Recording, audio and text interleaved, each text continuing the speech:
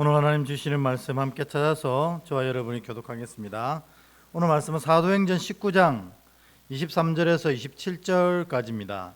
신약 성경 221페이지 사도행전 19장 23절부터 27절.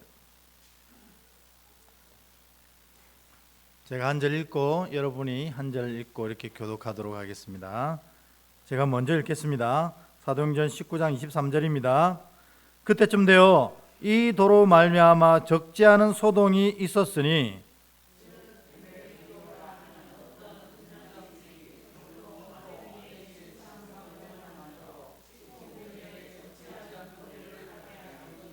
그가 직공들과 그러한 영업하는 자들을 모아 이르되 여러분도 알거니와 우리의 풍족한 생활이 이 생업에 있는데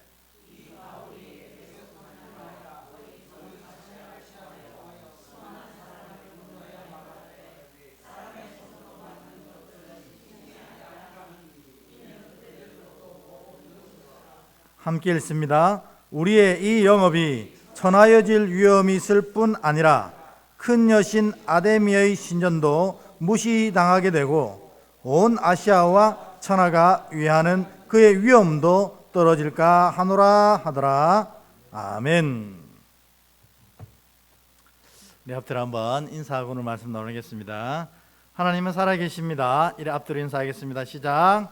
하나님은 살아계십니다. 아멘. 아멘. 하나님 살아계십니다. 우리가 하나님을 고백하는 모든 백성들에게 그 살아계심을 나타내 보여주실 줄 믿습니다. 이 밤에도 하나님 말씀 앞에 선 우리가 살아있는 하나님 그리고 살아계신 그 하나님의 말씀의 능력을 여러분 스스로가 온전히 경험하는 복된 시간 되길 주의 이름으로 간절히 축원합니다. 우리 지난 수요일 날 바울이 에베소에서 가장 오래 사역했다 그런 얘기를 나누었죠. 한 3년 정도 에베소에 사역했습니다. 보통 바울이 어느 지역을 사역할 때는 다 1년 미만이었어요. 6개월, 8개월 이런 정도로 사역하고, 왜냐하면 그 정도 하면 교회가 세워지고 또 하나님께서 또 다른 곳으로 바울을 이끌어 갔기 때문에 한 곳에 그렇게 오래 머물지 않았습니다. 또 바울은 이 본질적으로 선교사였거든요. 그래서 복음을 전하기 위해서 새로운 장소로 나아가는 것을 굉장히 기대하며 바랬던 사람입니다. 그래서 한 곳에 오래 머무는 것을 잘 하지 못하는 스타일이었는데 그가 이 에베소 사역은 무려 3년 동안 하게 되었다 그렇게 말씀드렸었어요. 왜 3년을 에베소 사역을 했을까? 지난주에 배웠던 대로 이 에베소에는 하나님의 말씀이 들어가지가 않는 겁니다. 회당에서 말씀을 가르쳐도 이 사람들이 그 말씀을 받아들이지 않고, 그래가지고 또 밖에 두란노 나와서 2년 동안 그를 가르치는데 이 에베소 사람들이 마음이 굳고 말씀을 받아들이지 않는 겁니다. 여러분, 믿음과 믿음의 역사의 출발점은 항상 말씀입니다. 그렇지 않고 일어나는 모든 역사는 다 사단의 것이라고 해도 과언이 아닐 정도입니다. 왜냐하면 하나님은 복음서에 보면 우리 주 예수께서 이 땅에 오셔서 그의 사역의 발걸음을 다 이 하나님이 미리 말씀하신 말씀, 이 구약 성경에 예언했던 말씀들을 하나하나 다 이루어가고 지키시기 위해서 행하셨거든요. 그래서 하나님의 행보는 말씀을 지켜가고 말씀을 완성해가고 말씀을 이루어가는 행보다 이래도 과언이 아닙니다. 근데 만일 그가 하나님을 따른다고 하지만 말씀과는 전혀 다른 행보를 하고 있다면 그것은 틀림없이 하나님의 사람은 아닙니다. 하나님의 일도 아니고 그 뒤에는 어둠의 권세가 반드시 있을 거라는 겁니다. 그만큼 이 하나님의 사역에는 말씀이 그만큼 중요합니다. 오늘 설교 제목도 사실은 그 얘기를 하는 겁니다. 어쨌든 이 에베소의 말씀을 아무리 전해도 이 말씀을 받아들이지 않는 겁니다. 그래가지고 왜 말씀이 이 에베소에 받아들여지지 않을까? 두 가지 때문에 그랬어요. 에베소는 우상으로 가득 찬 곳이었어요. 특별히 오늘 또 나누게 되지만 이 아데미 여신을 섬기는 신앙으로 막 가득 찼습니다. 여러분, 맨 처음에 우리에게 보면 이 신상이 아데미 여신이거든요. 건강과 부를 상징합니다. 그래가지고 지금 뭐 젖가슴이 몇 개예요? 엄청나게 많죠. 그만큼 다산을 상징하고, 다산은 부를 상징했습니다. 건강도 상징했습니다. 이런 이 아데미 여신과 우상을 섬기니까 하나님이 들어갈 자리가 없는 거예요. 하나님 들어갈 자리가. 여러분, 우리도 마찬가지입니다. 우리가 예수의 이름을 부르노라 하지만 예수의 말씀이 우리를 주장하지 못하고 그 예수님이 우리의 주인 되셔서, 우리의 왕 되셔서 그분의 말씀을 따르는 아름다운 믿음의 삶을 살아내지 못하는 이유는 우리 안에 이와 같은 우상이 있기 때문에 그렇다. 그래서 우리가 예수를 입으로는 왕 이렇게 부르지만 실제로 우리의 마음의 보좌에는 또 다른 왕이 앉아 있어서 사실 내 마음의 보좌에 앉아 있는 그 왕을 따라가게 돼 있거든요. 그것을 성경은 우상이라고 부릅니다. 여러분, 뭐 우상이 뭐 대단한 어떤 형상과 어떤 모양을 가지고 있다, 그럴 수 있습니다. 그러나 진짜 우상은 하나님이 계셔야 될 자리, 예수님이 결정해야 될 결정권을 엉뚱한 것이 앉아있고 결정할 때 그걸 우상이라고 부르는 거예요. 우리가 말씀이 은혜되지 않고 말씀대로 살아내지 못하는 이유는 바로 우리 안에 이 우상이 자리하고 있기 때문입니다. 그게 지식일 수도 있습니다. 그게 심지어 지혜일 수도 있습니다. 인간의 지혜. 그게 또 돈일 수도 있어요. 그게 오히려 건강일 수도 있다는 거예요. 지금 에베소에서 섬기고 있는 그 건강의 신, 그런 것이 있으면 하나님의 말씀이 자리하지 못해서 하나님의 살아계심을 경험하지 못하는 자리로 나아가게 되는 겁니다.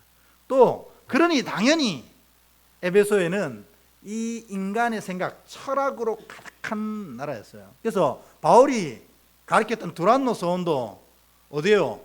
이 이방 철학자들을 섬기는 서원이었잖아요.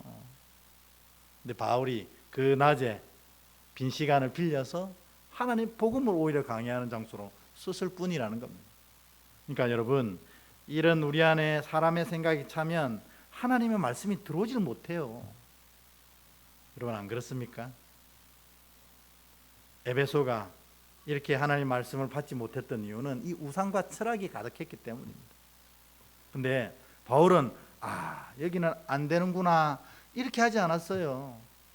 그래가지고 그 두란노 소원을 빌려가지고 다른 시간은 열심히 일하고, 이 에베소 사람들이 낮잠 자는 11시부터 4시 사이에 이 두란노 소원을 빌려가지고 거기서 복음을 열심히 강론했습니다.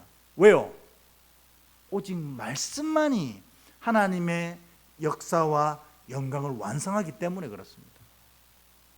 이게 사실 오늘 말씀의 결론이기도 합니다.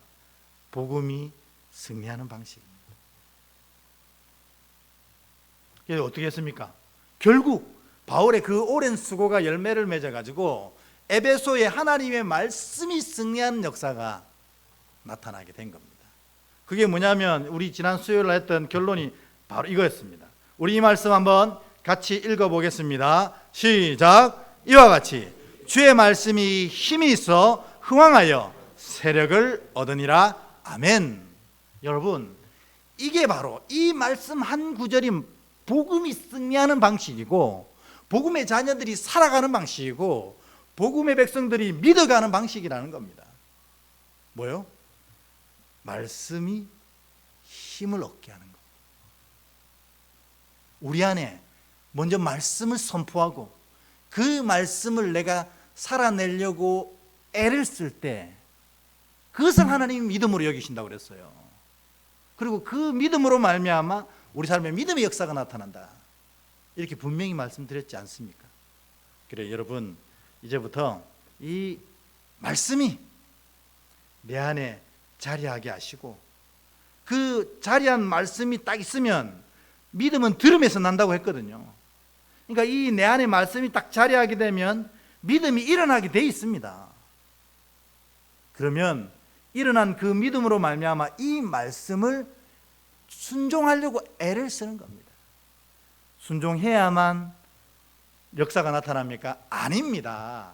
순종하려고 애를 썼을 때, 순종의 열매를 맺지 못해도 순종하려고 시도할 때 하나님이 이를 믿음으로 여기셔서 하나님의 역사를 그 뒤에 보내주시는 것입니다. 그래서 실제로 주의 말씀이 힘을 얻는 경우는 뭐냐? 말씀을 듣고 믿고 그것을 순종하려고 애를 쓸 때 하나님이 그 애씀의 역사를 보여주시거든요. 그때 드디어 말씀이 힘을 얻게 되는 것입니다. 어쨌든 여러분, 믿음에는 말씀대로 되어지고 말씀이 승리하고 말씀이 영광을 이루어갑니다. 그래서 여러분, 이 하나님의 말씀을 주야로 묵상하고 좌로나 우로나 흔들리지 않을 때 하나님의 영광을 경험하는 자들이 되게 된다. 이게 에베소 3년 사역의 결과요 열매였던 것입니다. 그래서 바울이 이 에베소에서 이렇게 사역했습니다.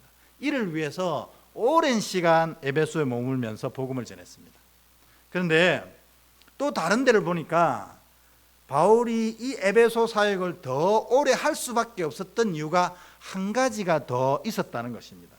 그게 뭐냐면 바로 광대하고 유효한 문이 열렸다는 것을 보게 된 거예요. 그러니까 이게 너무 어려운 표현인데, 우와, 에베소에서 복음 전하는 것이 진짜 복음에 유익하겠다는 사실을 발견한 겁니다. 그게 뭐냐면 이 고린도전서 16장 8절 9절에 보면 고린도에 편지할 때 에베소 내용을 얘기하면서 이런 구절을 얘기합니다. 8절 9절 우리 같이 한번 읽어보겠습니다. 시작. 내가 오순절까지 에베소에 머물려 함은 내게 광대하고 유효한 문이 열렸으나 대적하는 자가 많음이라. 아멘. 광대하고 유효한 문, 바울이 바라보는 문은 뭐겠어요? 복음을 전하는 문이거든요. 근데 바울이 이걸 탁 이 에베소에서 일하면서 사역하면서 복음의 광대한 문이, 유효한 문이 열리는 걸 탁 감지한 거예요. 여기다, 이것이다, 이렇게 한 겁니다. 그게 뭔지 오늘 본문 통해서 좀 설명을 드리려고 합니다. 여러분, 좀 전 처음 서두에도 말씀드렸던 것처럼 에베소에는 우상이 가득한 곳이었는데 그 우상 중에도 에베소는 아데미 여신을 섬기는 곳이었습니다. 이 아데미 여신은 사실 그리스 신화에 나오는 제우스, 신들의 왕, 신들의 신 제우스에게 두 자식이 있었어요. 여러분, 그냥 이거는 신화니까 뭐. 근데 제우스의 아들이 누구냐면 아폴론입니다. 아폴론. 이 아폴론은 힘을 상징하는 신입니다. 왜냐하면 신 중에 신인 제우스의 아들이니까 그 제우스의 권능을 이어받은 신 아폴론입니다. 그리고 아들 한 명, 딸 한 명입니다. 그 딸이 그렇지 아르테미스, 오늘 우리 성경 본문으로 읽으면 아데미 여신입니다. 그러니까 아폴로는 힘을 상징하는, 권능을 상징하는 신이라면 이 아데미는 뭐냐면 건강과 부를 상징하는 신입니다. 근데 에베소는 왜 이 아데미 여신을 이렇게 열광하며 섬겼냐면, 신화에 의하면 이 아데미 여신을 에베소에서 출산했다는 겁니다.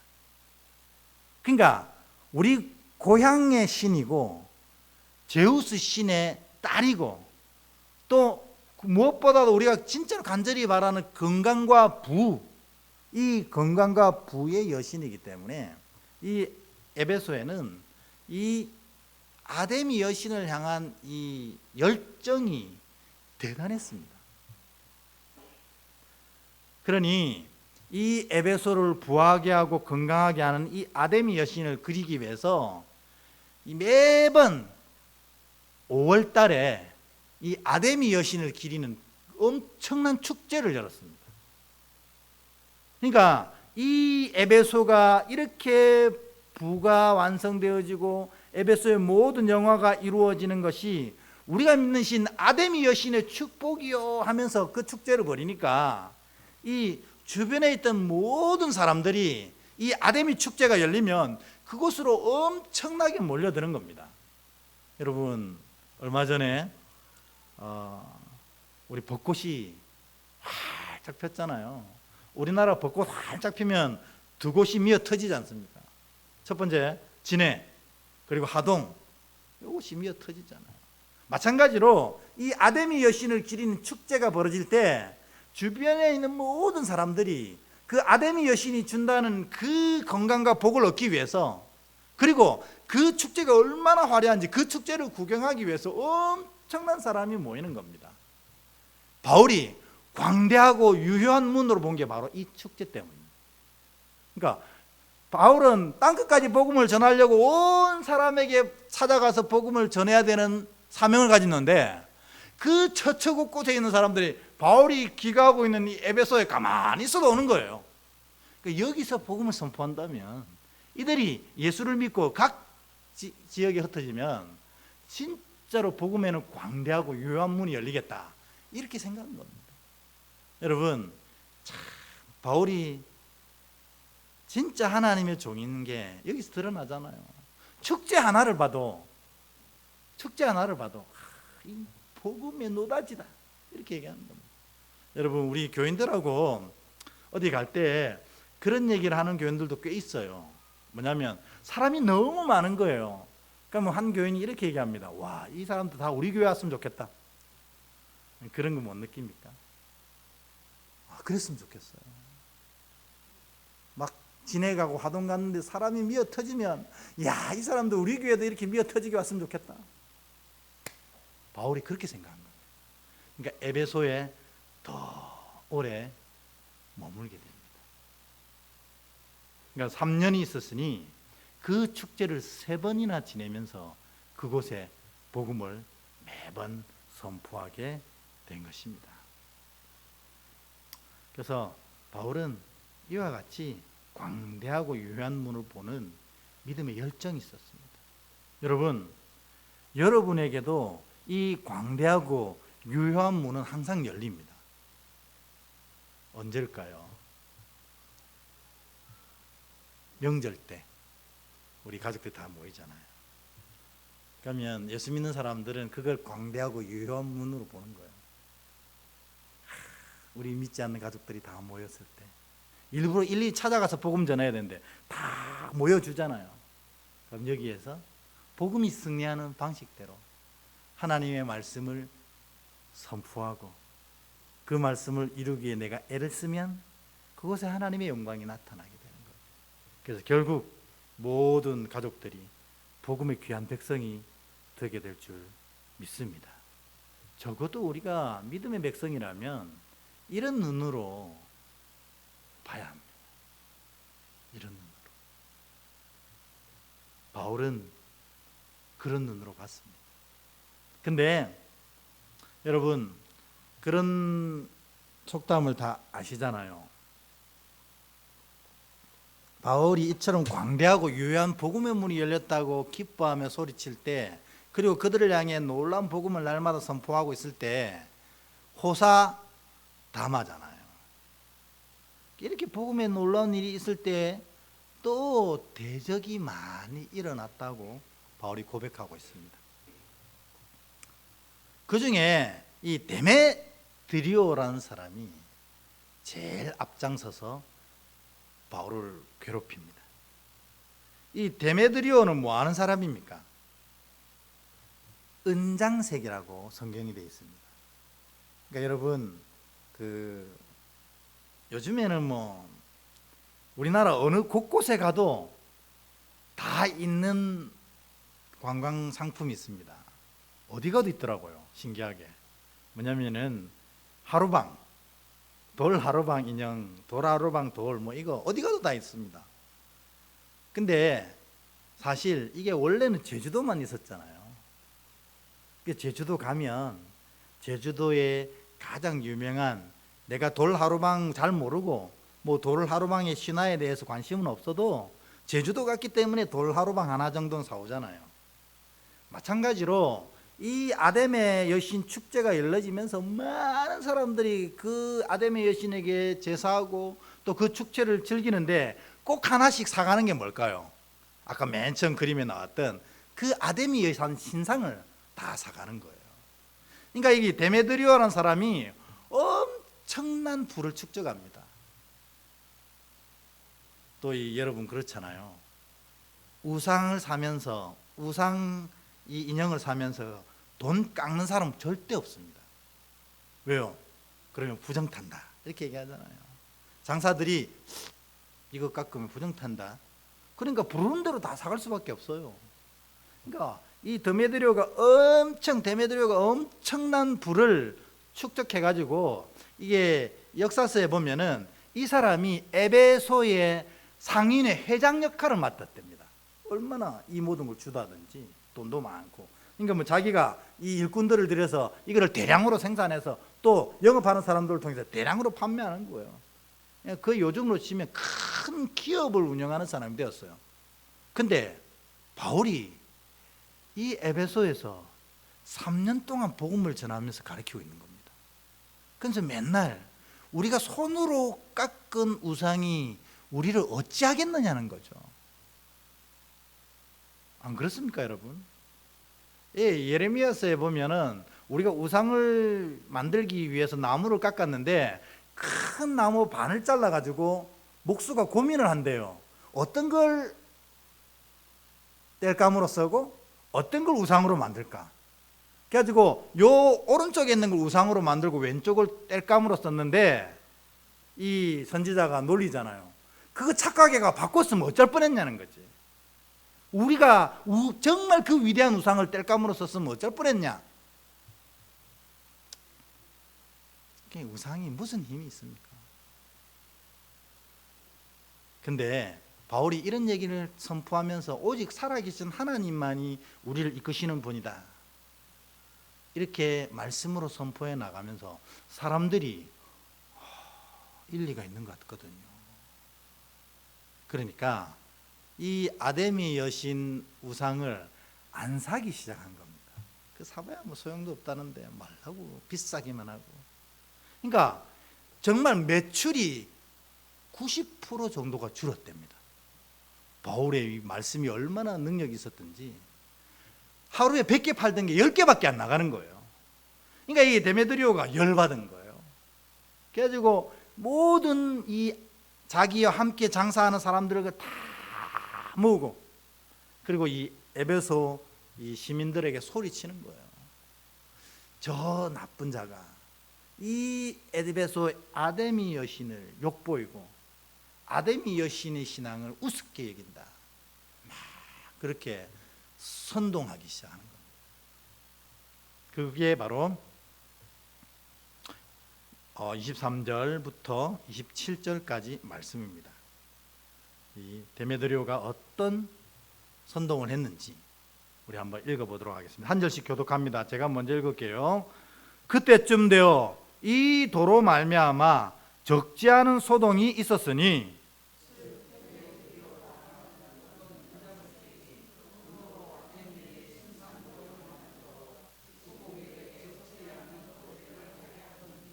그가 이 직공들과 그러한 영업하는 자들을 모아 이르되 여러분도 알거니와 우리의 풍족한 생활이 이 생업에 있는데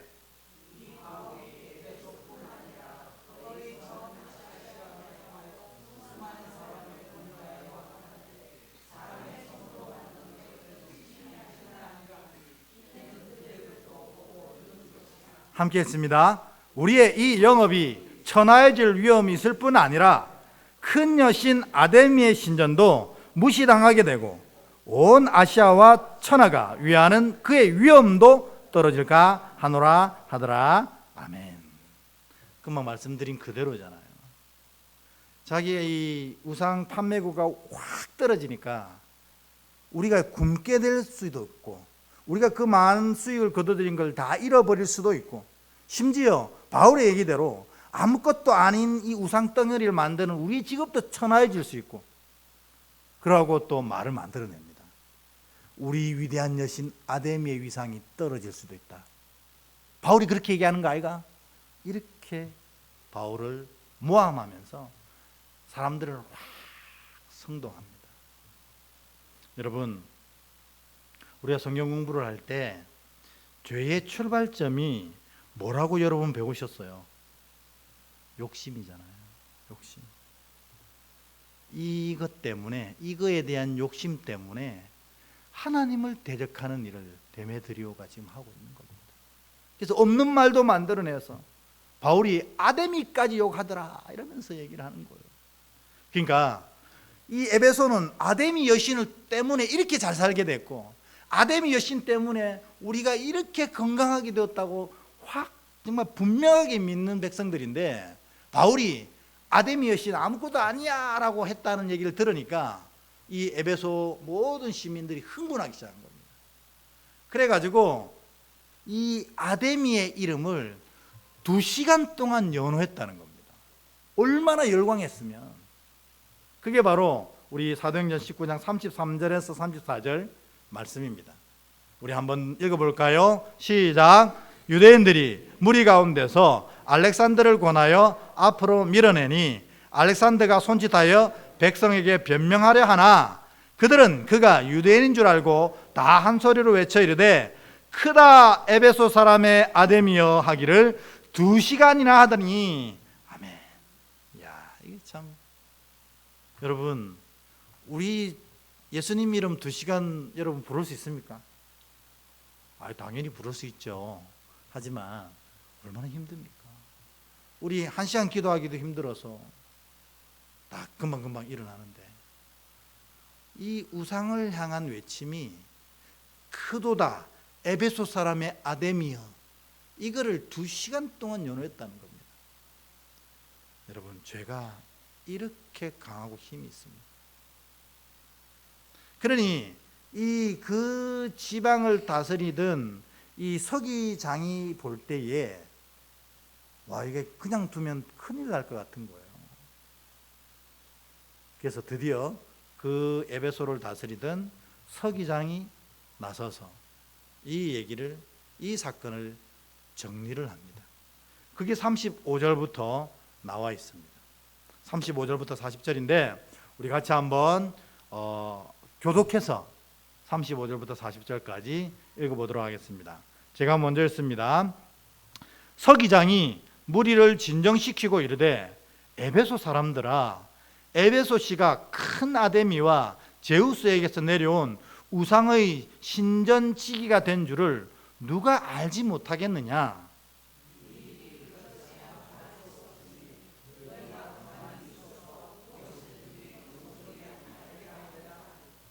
신전의 물건을 도둑질하지도 아니하였고 우리 여신을 비방하지도 아니한 이 사람들을 너희가 붙잡아 왔으니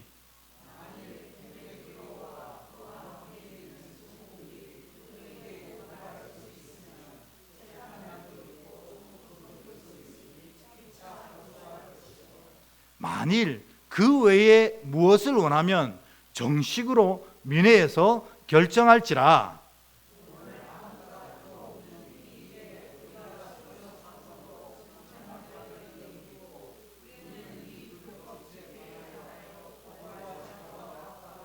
아멘. 역시 이 서기장 정도 되니, 그 지방을 다스리는 최고의 관리 정도 되니 지혜가 있는 겁니다. 자기가 이 에베소 사람들이 소리치고 데메드리오가 흥분시키고 사람들을 선동하는 소리를 들어보니까 다 거짓인 거예요. 자기가 볼 때 신전의 물건을 이 바울과 그 일행이 훔치지 않았어요. 아마 이 서기장이 얘기하는 건 데메드리오 얘기가 이랬다는 겁니다. 신전의 물건을 훔치지 않았고, 그리고 우리의 위대한 여신 아데미를 비방하지도 않았어요. 다만 이들은 자기가 믿는 하나님의 도에 대해서 얘기했을 뿐인데, 지금 데메드리오 일행이 너무 옳지 않은 얘기를 한다는 거죠. 그리고 오히려 그가 볼 때에 이 데메드리오 일행이 이 소요를 일으키는 주범이고 또 너희들이 하고 있는 것은 다 불법 집회다, 이렇게 선언하는 것입니다. 저는 그렇게 믿습니다. 하나님이 그의 입술을 통해서 이 바울을 지키셨다, 이렇게 믿습니다. 근데 오늘 우리가 복음이 승리하는 방식의 주제에 딱 맞는 구절이 바로 37절이라는 것입니다. 여러분, 복음이 승리하는 것은 우리가 어떤 행위를 억지로 해서 복음이 승리하지 않는다는 겁니다. 신전의 물건을 훔친다든지 아니면 말로 어떤 것을 해서 복음이 승리하지 않습니다. 우리 여신을 아데미를 비방한다든지, 복음은 이런 식으로 억지로 행하거나 억지로 말하는 것으로 복음이 승리하지 않는다는 겁니다. 그러니까 여러분들이 진짜 복음에 대한 열정으로 한 영혼을 구원하기를 바란다면 이렇게 복음을 선포하면 안 됩니다. 억지로 해서 안 된다는 거죠. 복음은 그냥 복음대로 그대로 선포해야 됩니다.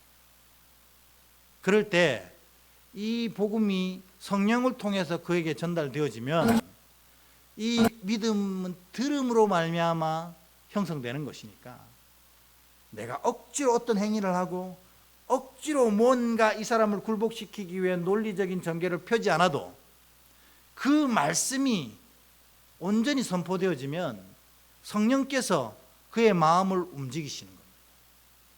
그래서 그가 복음으로 돌아오게 하는 것입니다. 이게 복음이 승리하는 방식입니다.